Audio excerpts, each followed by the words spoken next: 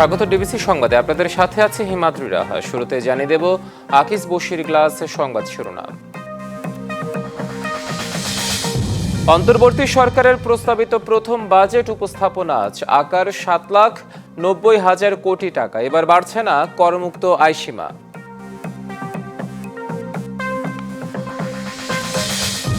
আজকে যারা কথা বলছেন তাদেরকে স্বনির্বন্ধ অনুরোধ করব, আপনারা ইতিহাস পড়ুন, ইতিহাস থেকে শিখুন এবং বিএনপির সাথে প্রতিযোগিতা থাকা ভালো, প্রতিহিংসা করবেন না। ডিসেম্বরে নির্বাচন না দিলে সম্মান নিয়ে বিদায় নিতে পারবে না সরকার, হুঁশিয়ারি বিএনপির। বিপুল ভোটে জেতার প্রত্যয়। শেখ হাসিনার বিরুদ্ধে গণহত্যার অভিযোগ আমলে নিল ট্রাইব্যুনাল। দেশের ইতিহাসে প্রথমবার বিচার প্রক্রিয়া সরাসরি সম্প্রচার।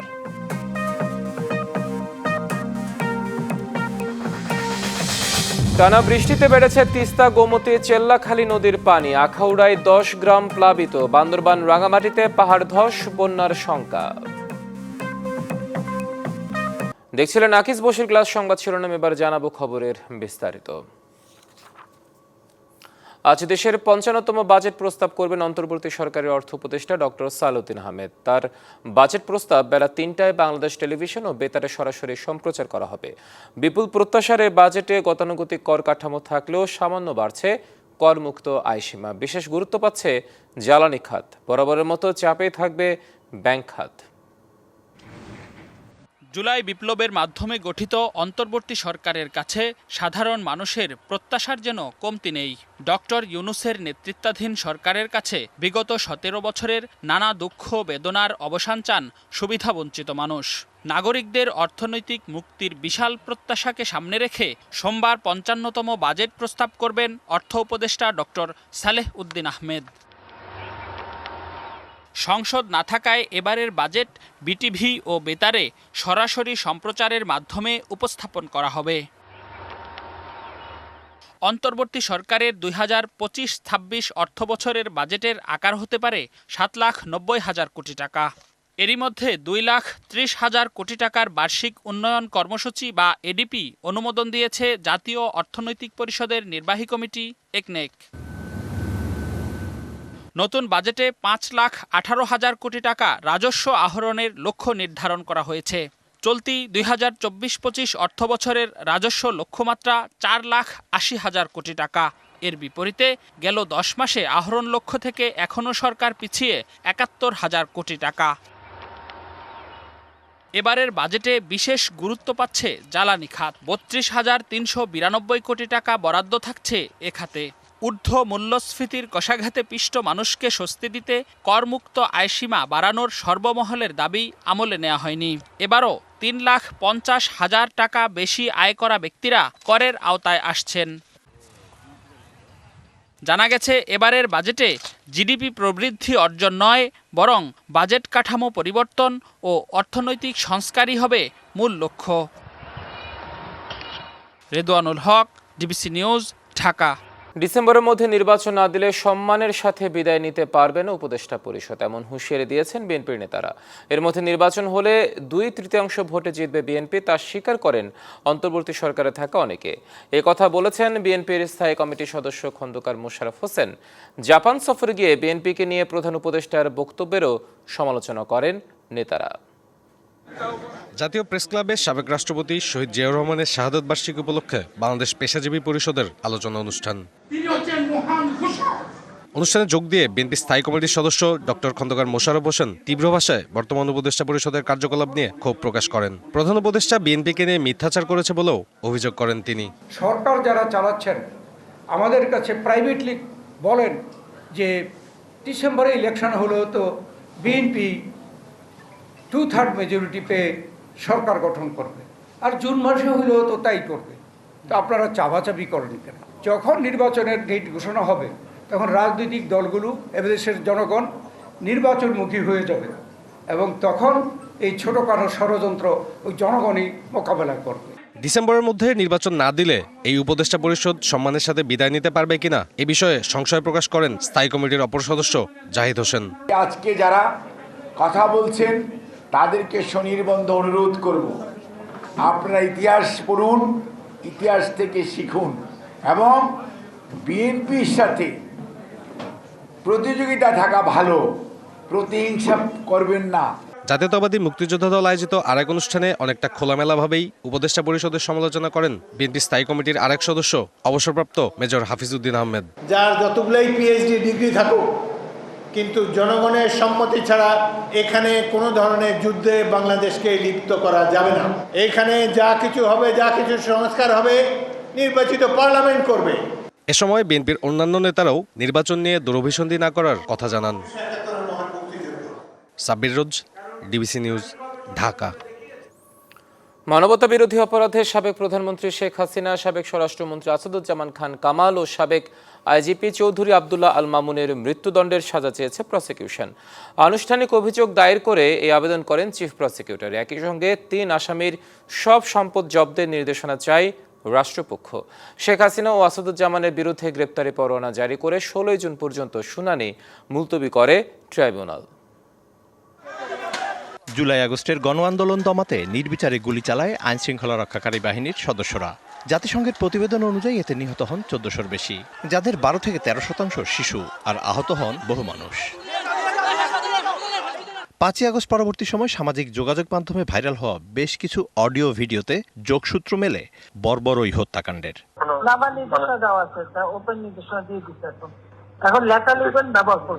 অভিযোগ পেয়ে সাবেক প্রধানমন্ত্রী শেখ হাসিনা, সাবেক স্বরাষ্ট্রমন্ত্রী আসাদুজ্জামান খান কামাল ও সাবেক আইজিপি চৌধুরী আবদুল্লাহ আল মামুনের বিরুদ্ধে তদন্তে নামে প্রসিকিউশন। প্রায় 8.5 মাস নিরবিচ্ছিন্ন তদন্ত শেষে রবিবার আনুষ্ঠানিক অভিযোগপত্র ট্রাইব্যুনালে জমা দেয় প্রসিকিউশন। নীল রঙের মলাটে ফরমাল চার্জ ছিল 135 পৃষ্ঠার। 81 জনের সাক্ষী তালিকা সহ তদন্তের বিস্তারিত তথ্য তুলে ধরা হয় 8447 পৃষ্ঠায়। আনুষ্ঠানিকভাবে শেখ হাসিনা সহ 3 জনের বিরুদ্ধে 5টি মানবতাবিরোধী অপরাধের অভিযোগ আনা হয়, যার মাঝে রয়েছে উস্কানি, হেলিকপ্টার থেকে গুলি করে হত্যা, আবু সাইদ হত্যা, মার্চ টু ঢাকা কর্মসূচি প্রতিরোধে মারণাস্ত্রের ব্যবহার এবং আশুলিয়ায় মরদেহ পোড়ানোর অভিযোগ। আনুষ্ঠানিক অভিযোগ দায়ের শেষে রাষ্ট্রপক্ষের অবস্থান তুলে ধরেন চিফ প্রসিকিউটর। যেই বিচার কোনো প্রতিশোধের জন্য নয়, এটা হচ্ছে ভবিষ্যতের জন্য একটা প্রতিজ্ঞা এবং আগামী প্রজন্মকে নিরাপদ একটি বাংলাদেশ উপহার দেয়া। আমরা বলেছি এই বিচার হবে আবেগ শূন্য, প্রমাণ নির্ভর, তথ্য নির্ভর, নিরপেক্ষ এবং ন্যায় বিচার। পলাতক শেখ হাসিনা ও কামালের বিরুদ্ধে গ্রেফতারি পরোয়ানা জারির পাশাপাশি সাবেক আইজিপি মামুনকে এই মামলায় গ্রেফতার দেখাবার নির্দেশ দিয়েছে ট্রাইব্যুনাল। আসামি শেখ হাসিনা, আসামি আসাদুজ্জামান খান কামাল, আসামি চৌধুরী আবদুল্লাহ আল মামুনের বিরুদ্ধে মানবতা বিরোধী অপরাধের দায়ে 5টি অভিযোগ তাদের বিরুদ্ধে আনা হয়েছে এবং 5টি অভিযোগের ভিত্তিতে এই অপরাধকে আমলে গ্রহণ করা হয়েছে। 16 জুন পরবর্তী শুনানিতে পলাতক আসামিদের আইনজীবীরা উপস্থিত না হলে পরবর্তী করণীয় সম্পর্কেও কথা বলেন তিনি। ওই দিন যদি আসামিরা উপস্থিত হন তাহলে সেদিন থেকে আনুষ্ঠানিক বিচারের প্রক্রিয়া শুরু হবে। যদি আসামি কেউ অনুপস্থিত থাকেন, আইন অনুযায়ী তাদেরকে অনুপস্থিত ঘোষণা করার একটা ব্যাপার থাকবে, সেটাও সেদিন আদালত যথাযথ আইন প্রক্রিয়া অনুযায়ী সেদিন ঘোষণা করবে। এদিন প্রথমবারের মতো এজলাসের ভেতর থেকে রাষ্ট্রপক্ষের শুনানি সরাসরি সম্প্রচার করে দেশের গণমাধ্যম। আদালতের ভেতর থেকে সরাসরি সম্প্রচারের মাধ্যমে নতুন যুগের সূচনা করল ট্রাইব্যুনাল, যা বিচার প্রার্থীদের প্রত্যাশা যেমন পূরণ করবে, ঠিক তেমনিভাবে আন্তর্জাতিক অঙ্গনে এই বিচারের চুলচেরা বিশ্লেষণের সুযোগ করে দেবে সবাইকে। এর পাশাপাশি এই সম্প্রচারের মাধ্যমে প্রসিকিউশন একটি বার্তা দিল, শক্ত প্রমাণ পাওয়া গিয়েছে শেখ হাসিনা সহ তার দোসরদের বিরুদ্ধে। Mizan Ahmed, DBC news, Dhaka. বাংলাদেশের ইতিহাসে প্রথম আদালত থেকে সরাসরি সম্প্রচার করা হলো বিচার প্রক্রিয়া। দেখানো হলো জুলাই গণহত্যা মামলায় শেখ হাসিনা সহ 3 জনের বিরুদ্ধে ট্রাইব্যুনালে অভিযোগ দাখিলের শুনানি। প্রসিকিউশন বলছে বিচার কাজের মান নিয়ে কেউ যেন প্রশ্ন তুলতে না পারে, সেজন্যই এই উদ্যোগ।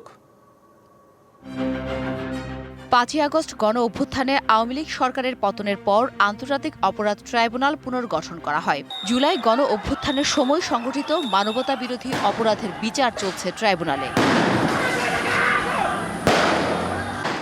এছাড়া আওয়ামী লীগ সরকারের শাসনামলে সংঘটিত গুম, খুন সহ মানবতা বিরোধী অপরাধের বিচারও এই ট্রাইব্যুনালে হচ্ছে। বেশি গুরুত্ব পাচ্ছে জুলাই গণ অভ্যুত্থানের সময় সংঘটিত গণহত্যার বিচার। বিচার কাজের মান নিয়ে কেউ যেন প্রশ্ন তুলতে না পারে, সে কারণে দেশের ইতিহাসে প্রথমবার ট্রাইব্যুনালের বিচার কাজ সরাসরি টেলিভিশনে সম্প্রচার করা হয়।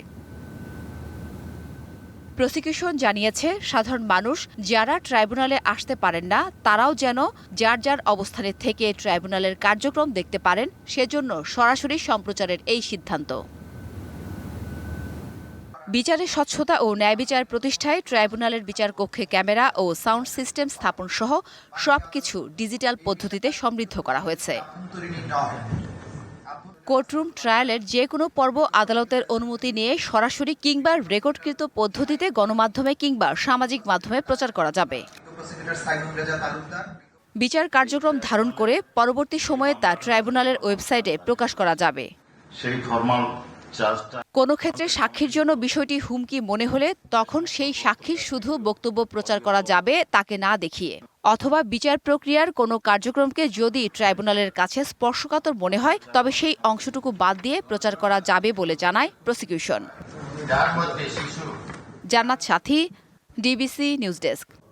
কিশোরগঞ্জের কুলিয়ারচরে আইএফআইসি ব্যাংক থেকে ম্যানেজার সহ 6 কর্মকর্তা ও রক্ষীকে অচেতন অবস্থায় উদ্ধার করা হয়েছে।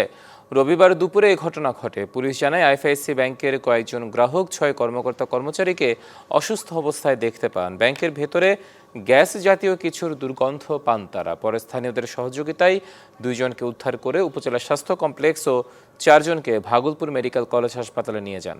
অবস্থার অবনতি হলে তাদের সৈয়দ নজরুল ইসলাম মেডিকেলে ভর্তি করা হয়। ভৈরব কুলিয়ারচর সার্কেলে এসপি নাজমুল সাকিব জানান, ডাকাতির আলামত পাওয়া যায়নি। সিসিটিভি ফুটেজ ও বিশ্লেষণ ও অসুস্থ কর্মকর্তাদের সাথে কথা বলে বিস্তারিত জানা যাবে।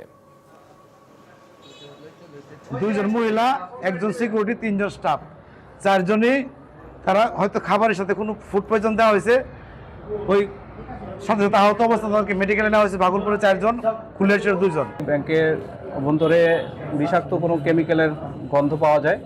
রাজিতপুরের শাখা যে দায়িত্বে আছেন সেই ম্যানেজারও আসেন। ম্যানেজার এসে তাদের ভল্ট এবং তাদের যে ক্যাশ বক্স আছে সেগুলো সুরক্ষিত পেয়েছেন। ক্লিক সিলিং ফ্যান, বিভিন্ন মডেলের কত ডিজাইন, এতে আছে ইউনিক ডিজাইনের অ্যালুমিনিয়াম ব্লেড, তাই বাতাস ছড়ায় প্রতিটি কোণায়। ক্লিক ফ্যান, প্রশান্তির হাওয়া ছড়িয়ে যাবে সবখানে। রংপুর, ময়মনসিংহ, সিলেট, চট্টগ্রাম বিভাগের কোথাও কোথাও আরও 2 দিন ভারী থেকে অতি ভারী বৃষ্টির আভাস দিয়েছে আবহাওয়া অধিদপ্তর। এদিকে টানা বৃষ্টিতে বেড়েছে তিস্তা, গোমতী ও চেল্লাখালী নদীর পানি। খুলে রাখা হয়েছে তিস্তা ব্যারেজের 44টি জলকপাট। এদিকে বান্দরবান ও রাঙামাটিতে পাহাড় ধস ও বন্যার শঙ্কায় খোলা হয়েছে আশ্রয় কেন্দ্র। টানা বর্ষণে লালমনিরহাটে তিস্তা নদীতে পানি বিপদসীমার 30 সেন্টিমিটার নিচ দিয়ে বইছে। এতে ব্যারেজের 44টি জলকপাটের সবগুলো খুলে রাখা হয়েছে। তবে আপাতত কয়েকদিন বন্যার কোনো আশঙ্কা নেই বলে জানিয়েছে প্রশাসন। গেল বুধবার থেকে টানা বৃষ্টি ও পাহাড়ি ঢলে শেরপুরের চেল্লাখালী, মহর্ষি, সোমেশ্বরী ও ভোগাই নদীর পানি বেড়েছে। এতে বন্যার আশঙ্কা করছেন স্থানীয়রা। তবে পরিস্থিতি মোকাবিলায় প্রস্তুত আছে স্থানীয় প্রশাসন। ভারী বৃষ্টির প্রভাবে কুমিল্লার কিছু এলাকা থেকে পানি নেমে গেলেও ভিক্টোরিয়া সরকারি কলেজে জলাবদ্ধতা আছে।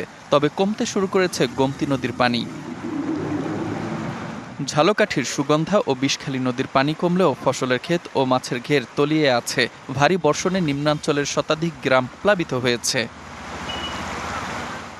বৃষ্টি ও পাহাড়ি ঢলে ব্রাহ্মণবাড়িয়ার আখাউড়া উপজেলার অন্তত 10টি গ্রাম প্লাবিত হয়েছে। পানিবন্দী হাজারো মানুষ, ডুবেছে সবজি ক্ষেত, পুকুর, রাস্তাঘাট। পানি উঠে গেছে স্থলবন্দর এলাকায়।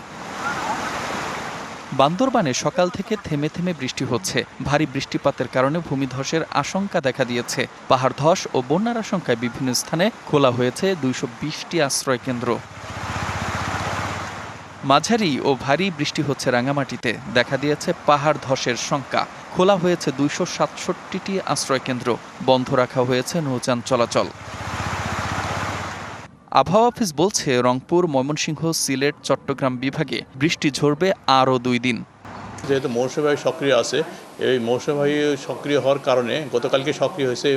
এই সক্রিয় হওয়ার কারণে অনেক জায়গায় বৃষ্টি হচ্ছে। বিশেষ করে আপনার সিলেট বিভাগের অনেক জায়গায় অতি ভারী বর্ষণ হয়েছে। এই বৃষ্টিটা আগামী আরও 2 দিন কন্টিনিউ করবে। তারপরে মৌসুমী বায়ু কিছুটা হলেও সক্রিয়তা কমে যাবে। পার্বত্য অঞ্চলে ভূমিধস হতে পারে বলেও সতর্ক করেছে আবহাওয়া অধিদপ্তর। Mustafa Kamal, DBC news desk. খবর, হারিস রফের সেঞ্চুরিতে বাংলাদেশকে হোয়াইট ওয়াশ করেছে পাকিস্তান। তৃতীয় টি-20তে স্বাগতিকদের জয় 7 উইকেটে। বাংলাদেশের দেয়া 197 রানের টার্গেটে 16 বল হাতে রেখে পার হয়ে যায় পাকিস্তান। টস হেরে ব্যাট করতে দারুণ শুরু পায় বাংলাদেশ। পাওয়ার প্লেতে তুলে নেয় 53 রান। ওপেনিং জুটি থেকে আসে 110 রান। তানজিদ তামিম 42 রান করে ফিরলে ভাঙে এই জুটি। ক্যারিয়ারের ষষ্ঠ হাফ সেঞ্চুরি তুলে 66 রানে ফেরেন পারভেজ জীবন। অধিনায়ক লিটন দাসের ব্যাট থেকে আসে 22 রান। 25 রান করে ফেরেন তাওহিদ হৃদয়। শেষ দিকে জাকির আলীর 9 বলে 15 রানে 196 রানে ভালো সংগ্রহ পায় বাংলাদেশ। জবাবে ব্যাট করতে নেমে প্রথম ওভারে উইকেট হারে পাকিস্তান। সাহেবজাদা ফারহানকে ফেরান মেহেদি মিরাজ। 3 ম্যাচের সিরিজে এর আগে টানা 2 ম্যাচ হেরে সিরিজ হেরেছে টাইগাররা।